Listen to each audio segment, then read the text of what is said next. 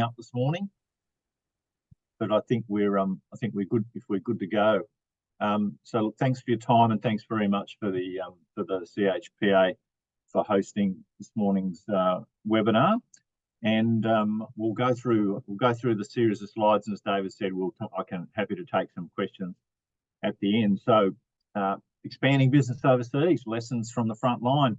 So I thought I'd start off with being a photo there, very much out on the front line in Iran, and I thought it was also appropriate to have the Consumer Health Products Association Australia logo at the same level as the Ayatollah on the left. So we can talk a little bit more about. I'll talk a little bit more about that later. But just to sort of kick off, and as I guess a part of this fairly big part, obviously, of my experience and success was with Blackmores, running the Asia business for Blackmores from 2009 up until early 2020.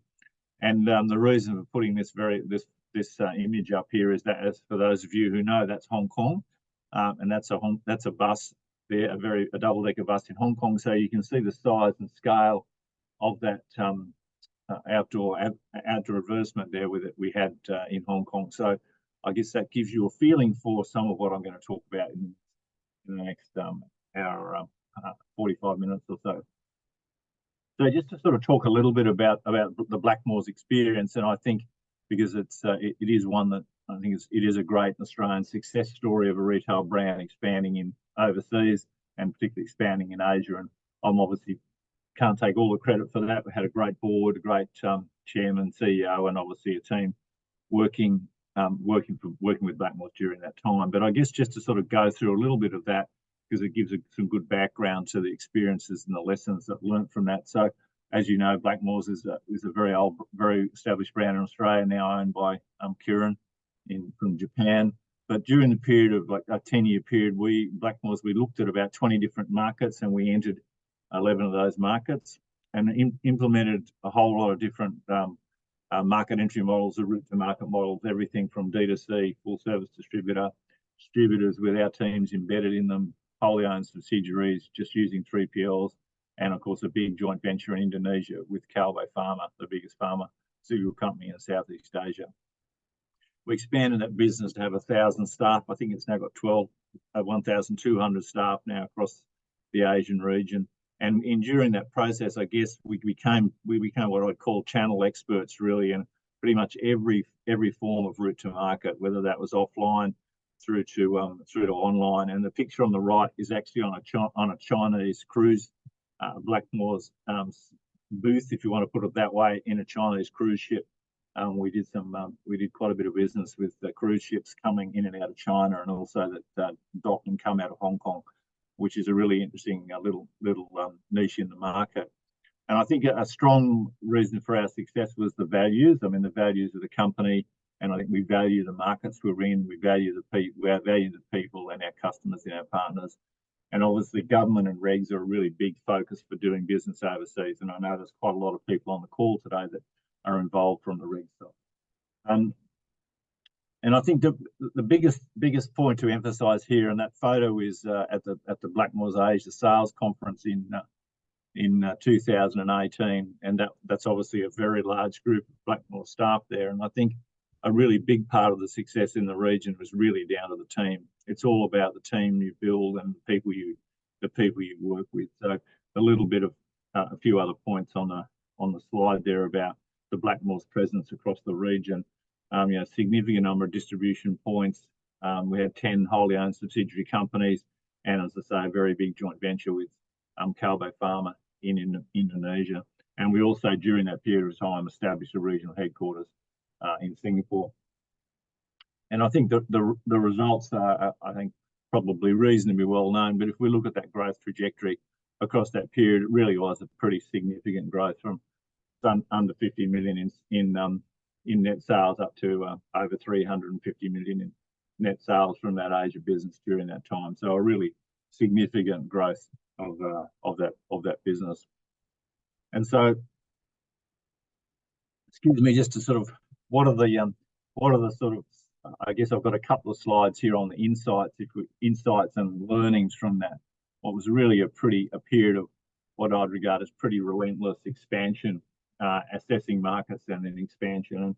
And I think, as we all know on the call, in the businesses that we're in, and building something from nothing, and expanding into a new market or expanding your business overseas when you haven't done anything over there before, it's a really extremely rewarding achievement, and something that I think is a real highlight of anyone's career. I'm sure many of the people on our call today have done that and know exactly that feeling. And as I sort of can't really say it enough, but people really build that success. And I think it's really important when you're thinking about your businesses and expanding overseas, it's all about the people. And it's not just your own team that you got in the market. I think what's really important for overseas expansion is it needs to be sort of a total company buy-in, from the board, the CEO, and then also your partners that you're working with, and obviously the consumers that you bring along on that journey with you. One of the things I think from my experience was that it's really, if you have a strategy to really build an overseas business for your company, I think it's really worth looking at having like essentially what I'd call a SWAT team, a sort of a market entry SWAT team that does it and learns from its mistakes, because you'll make plenty of mistakes and you'll fall over, and there'll be things that don't work, and obviously you'll get successes. But I think having a team that's a cross-functional team, that's all they do. That's all they do is focus on assessing a new market and then taking the initial steps to take into that market. I think it's really important to have a team that's done it and does it. And then I think the next point is to really assess why you are expanding overseas. And I think for many brands and companies in Australia, the logic is obvious. Australia is a fairly small market, 23 million people, geographically diverse across the country, etc. So it's a relatively small market. But I think you really do need to focus on why you are going to go offshore. And if you've really looked at all the opportunities you can exploit domestically, because it's really tough. That's the truth. It's tough to expand your business offshore overseas.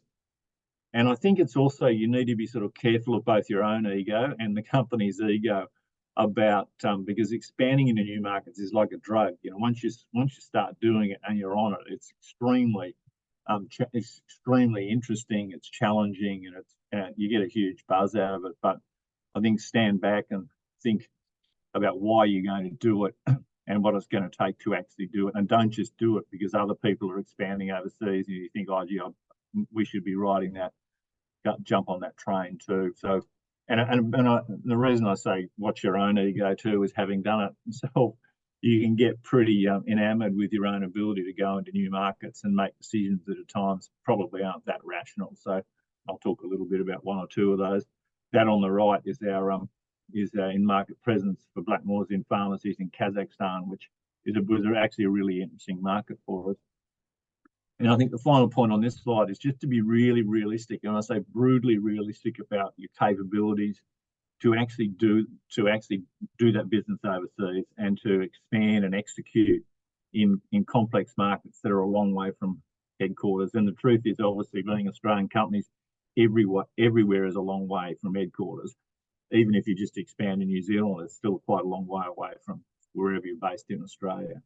And that's just not about you and your capabilities. It's about the total company to execute, and also your supply chain to be able to supply you with the products and the inputs that you need to do it. And I think probably one of my learnings from the time at Blackmores is actually sometimes the best decision you make is not to do it, is to make the decision that it's just not worth doing, or you don't have the capability to do it, or you don't have the capability to do it now. Maybe you'll have the capability in a few years' time. And the second, moving on to the next slide, which is obviously, return on investment and profit in the end is all that really matters. And I think the timelines to profitability when you expand your business overseas are always going to be much longer than what you think. I mean, you forecast it, it ends up obviously usually being significantly longer to take to get to profitability than what you think it's going to be. So I think, make sure you're always focused on the profit line rather than the sales line when you're doing this sort of overseas expansion. And then the big markets don't necessarily equal big profits. That might sort of seem like a bit of a motherhood statement, but it can be the truth. And I think don't underestimate the contribution of underdog markets. I think a really interesting case for us in Blackmores was actually Taiwan and Kazakhstan. It took us 8 years to reach profitability in Taiwan because there's a 30% import tariff on healthcare products in Taiwan. And we had a subsidiary here in Taiwan and still do. And whereas in Kazakhstan we went in with a full service distributor partnership, and we were making profit pretty much instantly in Kazakhstan. So even though it was a much smaller market and it seemed pretty obscure, we were actually making more profit in Kazakhstan than we were in Taiwan under a distribution partnership. And I think one of the reasons for the success of Blackmores and many other brands is, I think, in having resources in the market are really critical. And I think you really need to own your own brand. And even if you're using a distributor, full service distributor or distributor partner in markets, if you're really committed to expanding that business there, I think you really want to consider having at least one or two of your own people in the market that you employ, and you can embed them in the distributor or your partner that you're working with, because that's a good risk mitigation factor too. Because if something goes wrong, you've got your own people who know what's going on there, rather than being totally reliant on the person. Gut instinct I'm a big believer in gut instinct when you're assessing markets, meeting partners, talking to people. You know what the fit will be or what doesn't fit, and if it doesn't feel like it feels like it's not right, it's probably not right, so you better not to do it.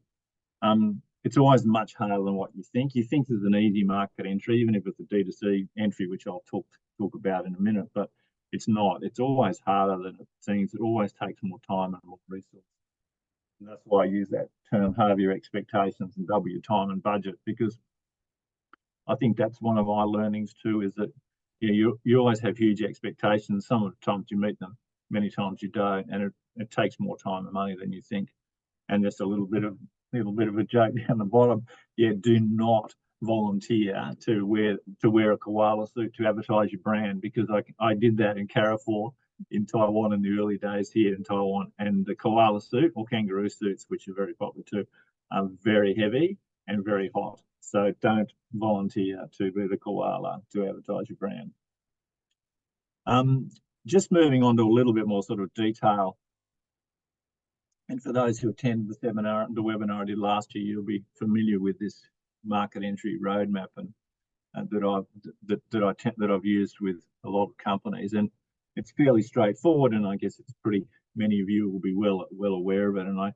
But there's just sort of a couple of key buckets here that I think are good ones to work through when you're looking at overseas business expansion. And obviously, understanding the market, the bubble on the left, is a really important one to do. But the reason I highlight in the regulatory review piece with the big red box around it is not because I know there's lots of people on the call who come from a regs background, so I'm not just didn't do that just to keep you all happy. But I think it's obviously in the category that we're working in, the consumer healthcare space. Sorry, the regs is just such a big part of any overseas expansion. And I'm always surprised by companies that don't do a reg sweep or a good reg sweep for the markets that they're looking to investigate overseas. And I think it is one of the most critical pieces of overseas expansion. And you really need to be using regs consultants in the markets that you're looking at to do those regs reviews for you, because ultimately, if you can't meet the regs, you can't go into the market. So that, in my view, that's probably one of the most critical steps of expanding your business overseas. So just can't underestimate the importance and value of doing a really good regs review. And for those of you who are in regs in your teams, you really want to make sure you're sort of front and center in that when people start talking about overseas markets. Obviously, the whole IP piece, your trademarks and IP, is also very critical early on when you're even starting to think about those overseas expansion. And then engagement with stakeholders, I think, is also something that's often overlooked by companies. And if you read my CV, having a background working for Austrade for a long time before I joined Blackmores, I think the ability to leverage the government stakeholders, industry, people like the CHPA and other networks as you look at these markets is really important. because you can get a lot of information, a lot of feedback, and a lot of resource before you start to move. And then I can't sort of emphasize enough the importance of having people and resources in the market, however you want to do that. And then the next two slides are really just about the stages you move through as you go through the process of entering these new markets around those different sort of bubbles of activity, regs, trademarks, staffing, and then identifying your key channel partners that you're going to work with, identifying a TP if you're working in cross-border e-commerce in China or other markets, and then your importer or your distribution partners. And then obviously how you build up your brand and your brand assets that are relevant to that market. And I'll talk a bit more about marketing in a minute. And then sort of finally phasing through to launch. And as I say, this is a fairly logical set of steps that you take to enter a new market. And many of you on the call have obviously done this before, but hopefully it's a useful roadmap to think about and to also potentially use internally within the business when you're looking at moving into new markets. And then just to talk a bit about route to market and the different route to market models, because I think this is a really critical part of any business entry. And I think we have the sort of strict matrix, if you like, of the different ways you can enter a market, looking at what's the intensity that you want to have in the market, and whether it's a direct approach or an indirect approach. And I won't drill on this slide, but you can look at it a bit more later. But I think this slide here really sets out the different route to market model for offline penetration of a new market, from just straight exporting to licensing, franchising, having potentially strategic alliance in the market, and then the wholly owned subsidiaries or joint ventures in the country that you're going into. And each of those has different advantages and disadvantages, which are set out there on the left. And it's really, I think, about what's the sort of phasing of the approach that you want to take to a market. And also a big one is, what's the scale that you think that market can reach? Because I think if you believe that, if all the assessments that you've made believe that there's a market of significant scale for you, in my view, considering having your own subsidiary in the country right from the start and having your own people on the ground in that market right from the start is something that's really worth considering. I think it's fine to start off. It's also fine to start off with distribution partnerships, full service distributors, or various models of that distribution agency arrangements. But then you also need to think that once the business gets above a certain scale, how are you going to take that? How are you going to take that back off the distributor and run it yourself? That's what you want to do. And in many cases, you end up with real challenges when you do that. Whereas if you've set up your own subsidiary to start with, and you're using a distribution or agency partner as a 3PL or whatever, then as that business grows, you don't have that issue, that challenge of taking it back, if you want to use that term, of a distributor. So I think that's something that's also worth really thinking about. And so I think just my sort of insights around distribution model is that the route to market model is really the most important decision you're going to make, and it's going to affect whether you succeed or fail in that market. And so you really need to put in the time to understand the market itself and the model that you think is going to deliver the most sustainable long-term success. And as I say, that may be different to what you originally think. So when you're looking at long-term business, as I say, having your own subsidiary on the ground, in my view, and having your own team is something that's really important. And I do believe that having our own teams on the ground is a big part of Blackmore's success in Asia and overseas. But they don't rush into it. It's often very tempting to sort of really try to do this quickly. And distributors and agency partners who either they've approached you or you have approached them, they will often be very pushy in trying to sign a deal and get it done pretty quickly. And as I say, if you're really on that sort of drug of overseas expansion, you often want to do that yourself. You think, oh, we really need to get in this market. But my strong advice is don't rush into it, because unwinding partnerships, if you do one and it doesn't work, is expensive. and it's also full of a lot of risk. And generally, it's very brand destructive.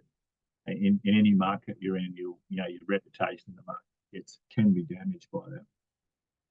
And I think also be really honest about your ability to manage these, whatever route to market model you want to move forward, and what's the capability within the company to do that. And if you don't have the capability to do that, you need to really hire it in, or you need to change the route to market model that you're looking at. As I sort of mentioned in the slide before, I mean, the sort of test and learn or try before you buy approach is okay too, where you start off with, say, for example, an agency or distributor arrangement, limited time frame, maybe exclusive to some channels only. And as that business builds, you get to know each other better, then you maybe move to a deeper form of partnership. But so that's also a good model to think about. And I think this, again, sounds too obvious probably, but you really need to put in the time to really understand the people you're working with in the market. Do they fit with you? In my view, it's all about how the two power companies fit together, with your team and your company and your vision and what you want to do in the market, and just make sure you've put enough time into that. Again, I'm reiterating what I said before about don't rush into things. And I think for many Australian companies, I think often having a smaller, more passionate sort of engaged partner in the market is actually better than sometimes dealing with the big end of town. It's very tempting often to think, oh, if I work, for example, in Asia, if I work with DKSH or Zuli, two of the big distributors and full service distributors in the region, it's going to work really well. But the challenge with often with big companies as partners is you're just one brand amongst many that they're working with. Whereas often when you're expanding in new markets, we've found that if you've got a really passionate, engaged partner that really loves the brand or loves the category or whatever, really keen to grow the business for you, they can often be much more successful than just being one of a number of brands in a big partner. And then just obviously a big growth opportunity, which has been leveraged by many Australian companies in the last 5 years, particularly in the last couple of years, is obviously is the D2C business and B2C business opportunity. And so I think it's something that's really worth thinking about. And I've sort of set out here what I see are the different types of D2C or B2C models that you can consider and use. And firstly, having your own D2C store, which I'll talk a little bit more. I can put a little bit more up about it in a minute. But obviously, it gives you a much more direct relationship with your consumers. But my view and my experience, as I advise a couple of pretty successful D2C brands in the space now in Australia and also in the US, is that really for D2C brands, you need to have a very strong tech capability, in either internal tech capability or agent capability to support you. Because my view is that the really successful D2C brands are almost more tech companies than they are product companies. So the tech behind a D2C business is really important. And this whole issue of how do you actually get the consumer and drive traffic to your store is a really critical part of D2C success. So as I put there, I think the tech is a really big lever of success in D2C businesses, and what's the consumer engagement model they run.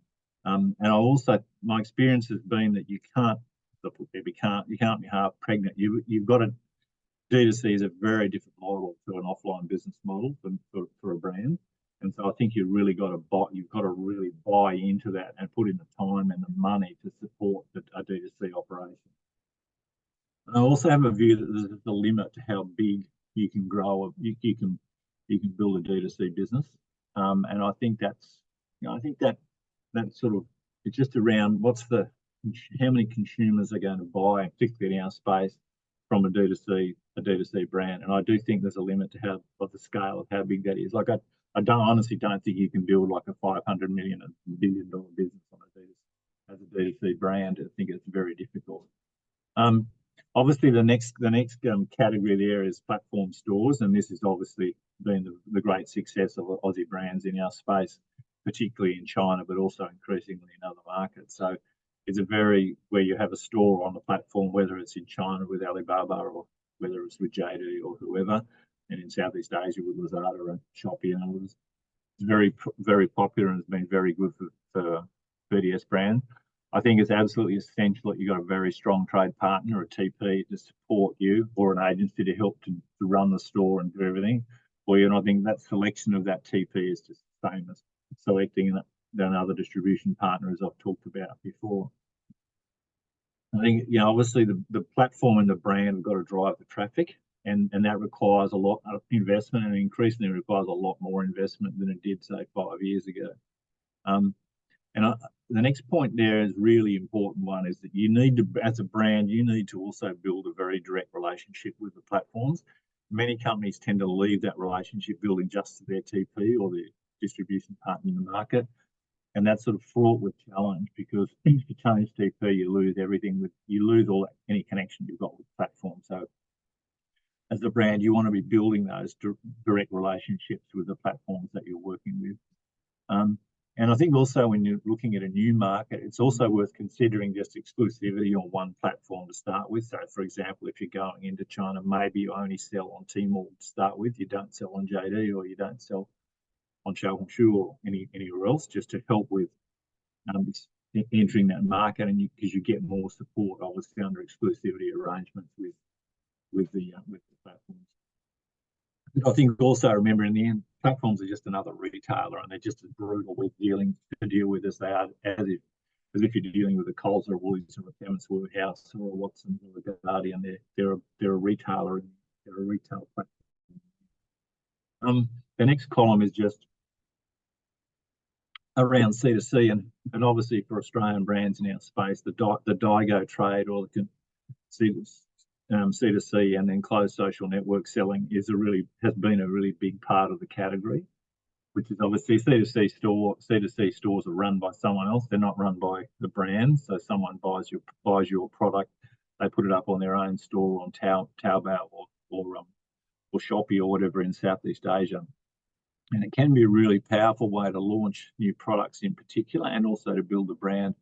And my view is you can't, particularly out of Australia, you can't stop it. So you've got to really try to support it and go with it as much as you can, but be very wary. And obviously the price destruction and pricing conflict is really a major challenge when you start getting a lot of sales running through the C2C stores and through Daigou and closed social network selling. And closed social network selling is essentially, and it's very popular, particularly in China, where you've got people who are essentially just buying your product. They've got a closed social network, usually on WeChat, and they could have anything up to thousands of people within that closed social network that they're selling directly to. I think an interesting thing to consider, which many brands don't, is if you can identify, for example, in China and also in Southeast Asia, you can identify the major C2C stores that are selling your products. And if you do that, it's worth considering selling directly to those, just treating them as an account, because once their volume gets to a certain point, you can treat them as a wholesale account and sell to them directly, rather than buying off wherever they're buying, Chemist Warehouse, or buying through gift stores or something else in Australia. And so it's worth considering to do that, and it's quite easy to access the data. You can see who the big C2C stores are that are selling your product. And I think it's a very good test bed for new products. If you've got new product launches, you can sort of test and learn a bit with particularly with the Daigou, because they're always looking for new products, and they're looking for products with good margins. So it's a good thing to consider releasing those products to a limited number of Daigou or C2C sellers and see how it goes. And I also think if you're entering a new market, looking at what are your products are selling on the C2C platforms already before you even know, before you're doing any business in that market, is a really interesting forward indicator of interest in the brand. So you can look on any of the platforms, whether it's in China or Southeast Asia and in other markets as well, and you can see if your products are already selling on the C2C stores, and if the sales are going quite well, there's obviously brand awareness and an opportunity there. And the fourth column is one which I think is often overlooked by many companies in Australia, because we have which is TV shopping, and we have a pretty damning view of TV shopping generally in Australia because of TVSN. which is pretty low end if we use that term. But TV shopping is still very popular in a lot of markets across the region. It's a significant channel in Korea for VDS products, and I think many of you might know, Blackmore's success in Korea when we were selling at one stage 300,000 bottles of fish oil a month on TV shopping in Korea, which was like 3 times our yearly sales in Malaysia for fish oil. So it's a significant channel, and in my view, it's also cheap advertising. So you get a 30-minute or 1-hour show on TV shopping, and even if you don't sell any products, it's actually much cheaper advertising and gives you a great opportunity to explain the sort of benefits and more technical details of your products than usually in any other sort of advertising medium that you can access in the market. But you do need to have very strong in-market agencies to help you do it, to partner with, to produce the shows and to execute them, because it's a very different model to work in.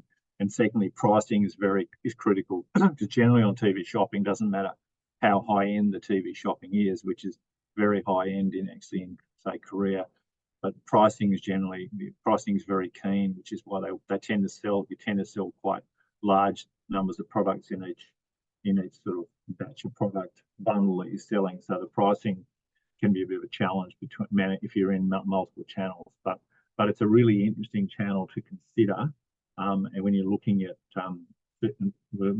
different markets.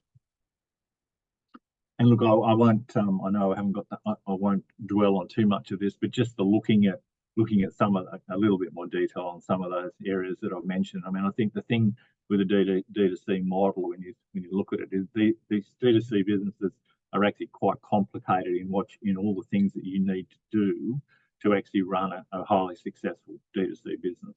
And as I say, I won't dwell on this. It'll be in the deck when I send it around.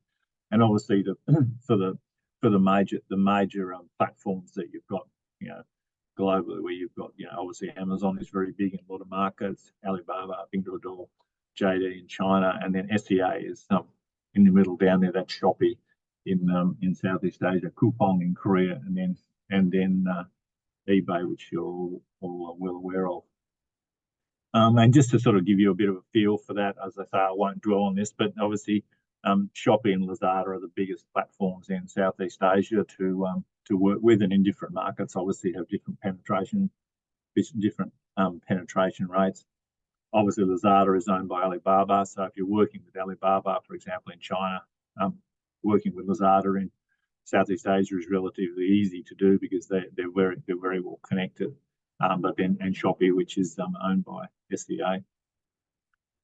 Just a quick look at China, and I'm not going to dwell on this, and many of you would know, but this is the sort of breakup of how China e-commerce.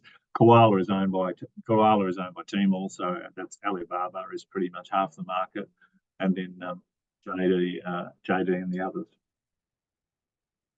And I think the other, obviously, we've got a really strong growth in the last 1 to 2 years in China around, particularly Pinduoduo and sales through Red, which is Xiaohongshu as well.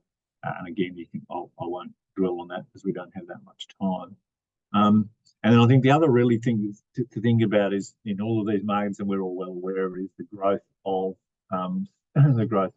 live streaming, live selling. And obviously Douyin at the top, that's what they call TikTok in China. So that's China TikTok, and this is for China. Then you've got a whole range of other platforms that are doing live streaming and live selling. And this, in our category, this live streaming and live selling and live video selling, and if you want to choose that way, is the fastest growing channel in the category. So don't ignore that when you're looking at markets overseas. And just sort of my summary around the different online and offline models, as I've said, is that D2C, B2C, and offline are really very different. They're very different animals, and they're very different ways to go to market. And so I think you need to be really conscious of that when you're thinking about if you've got a primarily offline business and you're thinking to do a D2C business, or vice versa, that they're very different.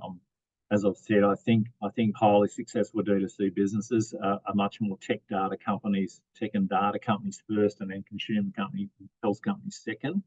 And saying it over and over, but don't think because you're successful in one on online or offline that you can be successful in the other, because it doesn't necessarily work that way. Channel conflict, when you're running omni-channel models, channel conflict is a really big issue. And I think particularly the both offline and online retailers are really pretty ruthless in punishing you for price. There's a significant price variation between the different channels that you're operating in. So that's something you need to be very careful of, and you need to have a really close watch on that, and have people in your team that are monitoring that all the time for you. And don't think about going down a channel path unless you're really sure you can make that successful. You can spend a lot of time, a lot of money, and then it fails when you shouldn't have even started at the start.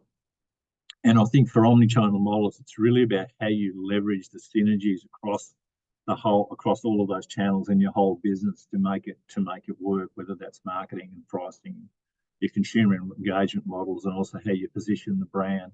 So you really need to have a great way of integrating that all together.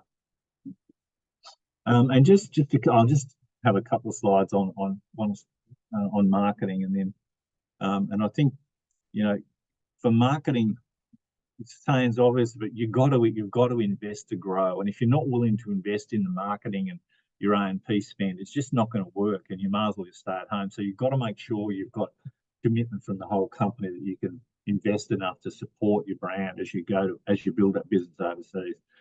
And then the really critical point from my perspective is that the overarching brand architecture is really important, but local execution is what really makes you successful. And this again sounds pretty obvious, but I mean, every market's different, and that sort of local nuance, the cultural nuance, the language, and the sort of creative approach is vastly different from one market to another. As are the sort of consumer engagement models that you work with, and the media that you use to access those people is very different, and it's in many markets it's vastly different from Australia in particular.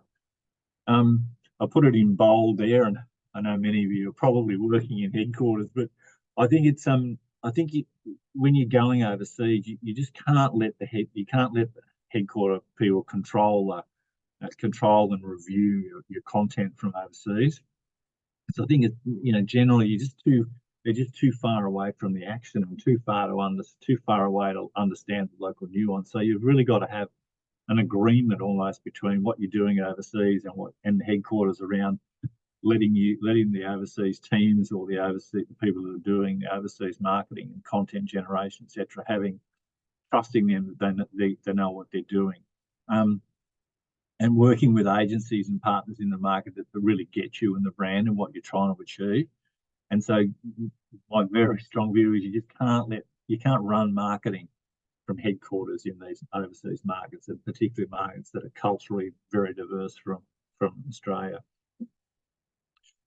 It's pretty obvious, but it's again overlooked by many brands. You've got to be really rigorous on understanding and sticking to the local advertising regs, and what are the cultural boundaries that you shouldn't cross as a foreign brand in these markets. And I think you need to check it in and double check it with people who are actually in the market. You can't.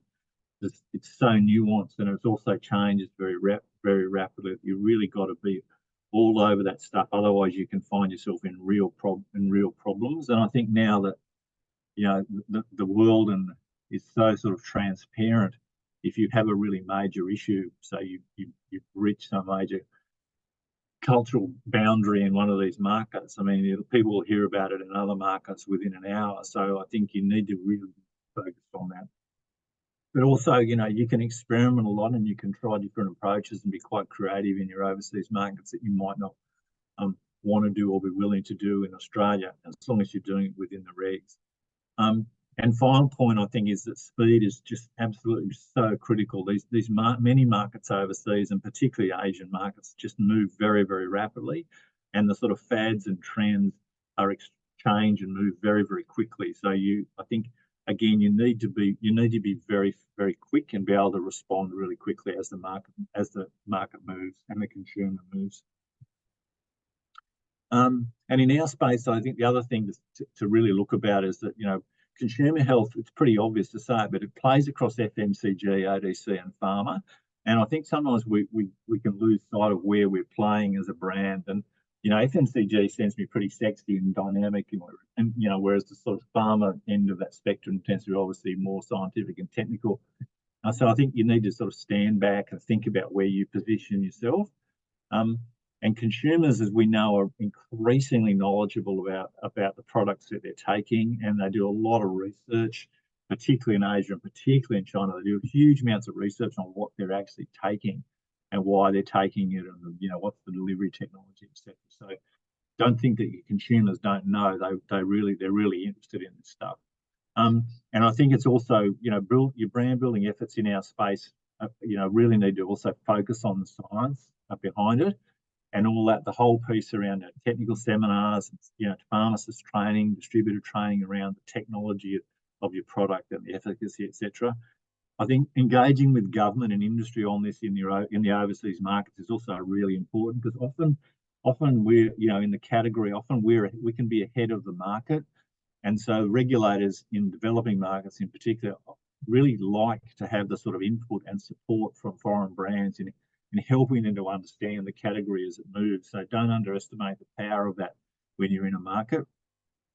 White papers, green papers, all sorts of these papers like the one we did for Blackmores with Tsinghua University in China that's in the photo there, are really good things to think about using in markets. And then, as I put, thinking about partnering within market research organisations, research institutes, universities, etc., that have got a lot of power and weight in the market, I think is really something to consider.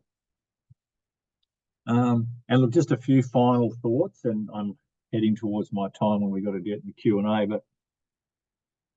And so, as you have seen me present before, will be aware of these little sayings, Chinese expressions, and this is really about around, when you're in your own country, you can be a big brand, you can be very successful. When you go overseas and you're in new markets or expanding overseas, you do tend to, you're a small fish in a very big pond. So, as I said there, when the tiger comes down from the plains, it can get bullied by the local dogs. Maybe not that tiger in the photo, which is actually a Siberian tiger, and probably not going to get too bullied. But I think just think about that, and think about that when you're moving overseas, and sort of being more humble about your position in the market. And then a good quote from Sun Tzu, which I think is also a really good one to sort of drive it home. And you can read it yourself, but basically saying, if you don't know yourself and your own company and your capabilities, and you don't know where you're going in the detail of markets that you're in, you're almost certainly going to fail. So that, I think it's a really good way of pointing to have that point about really understanding your own capabilities and why you're doing it, and your capabilities is to deliver when you go offshore. And then finally, my sort of 10 tips for overseas business success, and I've been using these for a very long time, and I don't think they really change. But halving your expectations, as I said, doubling your time and budget, do lots of research, check, continuing to monitor. Don't stray down the path of corruption in the grey part of the market. Just stay away from that completely. And if people are wanting you to do that in a market, you stay away from them as well. If it seems to be too good to be true, it probably will be. So again, just be careful of that. You need to be flexible and adapt, and move your strategy as it goes. Partnerships, same bed, different dreams, particularly for partners where you've had a partnership for a little while. Be careful that your dreams aren't changing as the partnership develops. That total company approach to succeeding, I think, is really critical as well. You can't just have the BD unit wants to do it. It's got to be the total company that wants to do it. People are critical to succeeding overseas, as I've said. And I think just being, persistent and tenacious and passionate about what you're trying to do is critical to being successful. And then finally, overseas markets, not the magic pudding. It's going to be, it's not going to be the thing that solves all your problems. And just my final thing is that for those of you who've seen the photo, that's a snow leopard in in the background, caught on in a camera trap in the Himalayas, and I'm a big snow leopard fan. And the reason I use that is one is I think it's a pretty interesting photo, but secondly because sometimes expanding overseas is a bit like trying to see a snow leopard. It's pretty hard. You've got to wait a long time, and you've got to put a lot of effort into to doing it. But when you see one, it's going to be pretty amazing. So, and I'll just finish on this slide. So get out there, have a go. But hopefully, what I've said will help you to be successful overseas. Thank you. Great stuff, Peter. Thanks for that. Obviously, a lot to consider when expanding to overseas markets. So, really appreciate your insights. Let's get straight into the question. Do you have any experience with blue hat registrations versus food supplement registrations in the Chinese market? For example, how registration times may differ, if either is preferred for premium position supplements, whether doctors and hospitals will influence consumption, or what drives this focus? Yeah, sure. I've got plenty of experience with blue hat. I mean, I think honestly for the Chinese market, using a general trade channel, so having a blue hat registration or an orange hat, which is the listing and filing system, the shorter listing and filing system, it's complex, it's time consuming, and it's very expensive. And so what I would say is, if you're looking at the Chinese market, the reason that nearly 98% of sales for foreign brands in China are done through cross-border e-commerce is because it's just so hard to get a blue hat. I'll give you a great example. When Blackmores started for a blue hat registration on fish oil in 2012. It's 2024, and as of 2024, still haven't got it. And there's not much in a fish oil capsule, fish oil, gelatin, and some lemon essence. So it's very complicated. And I think the other thing, which is pretty obvious, what I'm saying is, I think I wouldn't even think about it honestly, unless you've got a lot of time and a lot of money to do it. And then once you've got a blue hat, you then face a range of restrictions on where you can sell that product, because it's restricted to certain types of pharmacies, etc. Taking on the second part of the question, which is about if you do have a blue hat registration, or you've got an OTC or RX registration in China, then the HCP recommendation model is really the best way to go. Which is obviously to work with doctors and clinics and hospitals to sort of start to promote that product to patients and consumers. But honestly, for most Australian brands, really cross-border e-commerce is the most efficient way to get your products to a consumer, without needing any form of registration.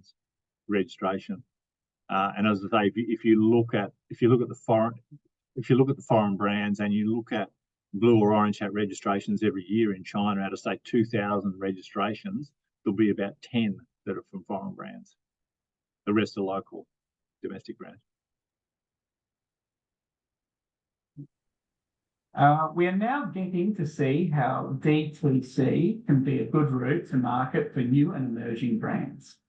But how do you see big name brands can leverage the opportunities in this existing market space too? As apparently that all brands want to be part of the massive online space. Thanks, Peter. Yeah, look, I think the challenge for big brands and the challenge for bigger brands, and Blackmores and others certainly face it, is that you're usually, as a bigger brand, your whole model is set up for example, for offline distribution penetration, and offline route to consumer. And I think the D2C model is it's a vastly different way to engage with your consumer. And I think it's actually much more those models are much more complex than you originally think. I guess setting up a store on Amazon to sell your products is just like setting up a store on Tmall or whatever. That's not as complex as in my view, as running a D2C business. And if we look at most of the major brands in consumer healthcare in Australia, they've pretty well failed, or pretty weak at doing D2C or B2C. and the contribution it makes to their business is pretty small. And the reason, my view of the reason for that is they just don't put the effort and the money and the resources behind it to make it successful. Because most people's view is that you can turn a profit pretty quickly if you're doing that online business, which is actually somewhere true, you can, but you can't build it to be a significant part of your business without a lot of investment and a lot of support. So what I'm saying is that I think as a brand you need to be doing it, and you need to really develop that part of your business going forward. But the big thing is you need to resource it and put some serious resource behind it, and you need to have people who know what they're doing in that space in the team to do it. You've got to increase that capability. You can't just get someone and switch them across to doing online business, because it's a very different way of doing it. So my view is you've got to have really strong expertise and buy that into the business to help develop it. You highlighted the criticality of price harmonisation in market, but how did you manage the cross countries, especially as the Daigou market exploded some years ago? And also, how did you manage that when category AU is routinely selling at 50% off? How do we manage it? With great difficulty. It is very challenging. It's a really interesting point. It's a great question. I mean, it is very challenging. And look, I think the way you've got to think about it is, I think consumers generally understand that the price point, for example, is going to be, a little bit higher than for example, Australia. So they look it up on the website and they see it. And, you can probably you've got a bit of price elasticity there, maybe it's 10 or 20% because it's freight and stuff like that. But I think once you expand across multiple markets, you do need to look at, and we put a lot of effort into looking at pricing across all the different markets, because consumers will absolutely look at it. I mean, a Chinese consumer in particular will say, how come pregnancy and breastfeeding goal is selling for X in Thailand? It's selling for, why are we paying that? And they'll actually send you emails and WeChat messages to ask you that question. So I think you've got to look at that pricing across multiple markets, and the more you expand, you've got to have a model to be able to manage that. And in relation to the Daigou market in Australia, yeah, that's very true. I mean, it's very difficult to explain to a buyer in some overseas market why they're paying more than if they walked in a chemist warehouse and bought it. So when it's on 50% off. So again, I think it's around, you've got to be very conscious of that pricing issue all the time, and you've got to, when you're dealing with particularly retail partners and consumers, you've got to have essentially a script as to why that's happening, and you've also got to consider consider the margin challenges that places across the total group business. But I think at a group level, it's about managing at a group level, not just at a market level. And because that's, in the end, that's what matters. It's what's the ultimate result at a group level across the total business. So if you need to drop price in one market or another because you're getting to manage that across the total company, I think it's okay to do that. But yeah, very difficult challenge. We'll make this the last one, Peter. You mentioned that regulation is very important, including the advertisement review. From my observation, many of the advertisement in Asia do not comply with regulation, as they are very strict in Asia. Many brands, especially local brands, make exaggerated claims to attract consumers and drive sales. What is your opinion on this circumstance? What kind of negative impact do you think it could happen?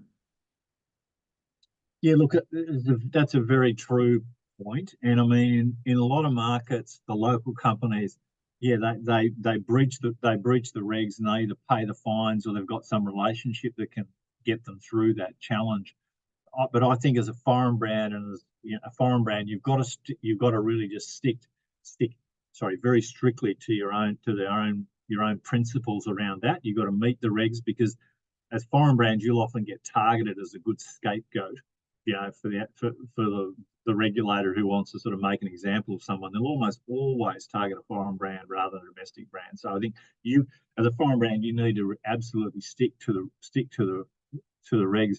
And I think taking that sort of high position, if we put that in the market, is what you need to do. Because if a crisis does happen, and as you say, those exaggerated claims do affect the market and they affect consumers' opinion in the category, I think, you know, if as a foreign brand you're actually squeaky clean and you haven't made any exaggerated claims, etc., it often puts you in a much better position when those sorts of crises happen, because you can hand on heart say that we've followed the regulations. This is what our product does. This is etc. etc.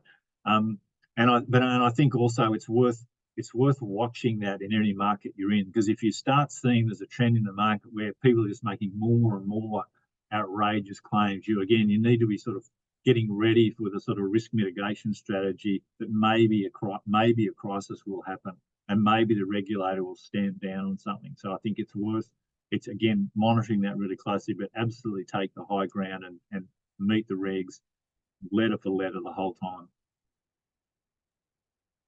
We do have one more, and we've actually got a few minutes, so I might just squeeze it in if that's all right, Peter. Yeah. It seems Blackmores had some issues in Vietnam. Why is this? I'm not sure we had issues. Depends on the definition of issues. I mean, I'm not sure we had issues. I think honestly, our expansion in Vietnam was much slower than we wanted. And the reason for that, actually, and I've been very open on the call, is that for those of you who are active in the Vietnamese market, I mean, the biggest challenge for foreign brands in Vietnam is that there's a massive grey trade. There's a massive grey trade in Vietnam, and so there's huge sales of illegal products, let's just put it that way, that aren't registered in the market, that sell much cheaper than registered products. So for Blackmores, at least in the time I was running the business, which was up to early 2020, our biggest challenge was we had like 12 products registered in Vietnam, but you could buy the same products and about another 50 SKUs more in the big wholesale market in Hanoi or in Ho Chi Minh at sort of significantly lower cost, and it was being, you know, it's obviously just being brought in through the grey trade. So I think that remains a challenge in the Vietnamese market, is that grey channel, and how do you compete with that either on a price point or a SKU perspective. So that was the primary challenge that we had in Vietnam. Peter, today was wonderful. You know, you did such a great job, and a lot to sort of consider there, and we really do appreciate your insights. They're so helpful for anybody that's looking at expanding overseas. Hopefully we'll get you back for another event. Otherwise, bye to everybody and see you next time. Yeah, thanks very much, David, and great pleasure. And yeah, look forward to any questions or follow-up anyone's got. Happy to help. Awesome. Thanks, Peter. Bye. Bye, everyone.